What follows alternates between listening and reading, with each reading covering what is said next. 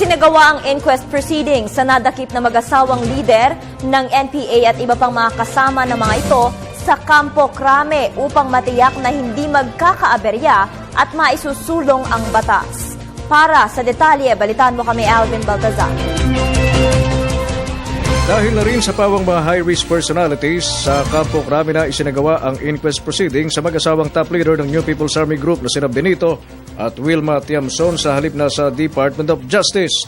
Mula sa PNP Custodial Center, isinakay ang mag-asawa sa PNP Coster at dinala sa multipurpose hall kung saan isinagawa ang inquest proceedings.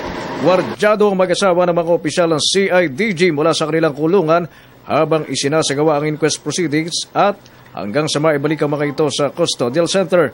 Pero ang kampo ni Tiamson umalma sa mga kasong isinampa sa kanila na illegal possession of firearms and explosives. Ngayon, ang dala-dala po nila kasama nila sa sasakyan ay 3 tuta at 4 na pusa.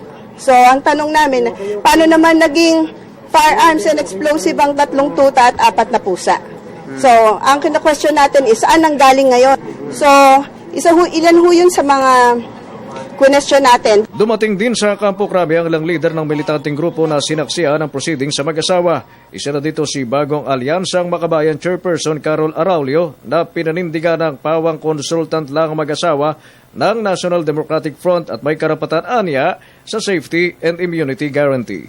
The National Democratic Front Peace Panel asserts that these people are NTF consultants and that they are entitled to the safety and immunity guarantees signed by the government of the Philippines with the NDFP. Samantala, pansamantalang isinara ang EDSA gate ng Campo Crame matapos lumutang ang ilang militante at nagsagawa ng protesta. Naging maagap naman ang mga tawa ng base police at hindi na pinaporma pa. Ang mga militante na pagkaraan ng ilang minuto ay nagkusa na ring magsialisan sa tapat ng kampo.